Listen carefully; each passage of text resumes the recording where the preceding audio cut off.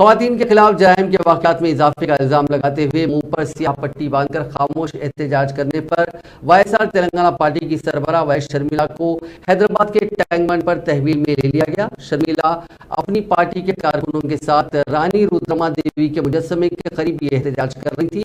इस एहतजाज के लिए कब्ल अज़ इजाजत न लेने पर शर्मिला को उनकी पार्टी कारकुनों और हामियों के साथ हिरासत में लेकर मुख्तलिफ पुलिस स्टेशनों को मुंतकिल कर दिया गया।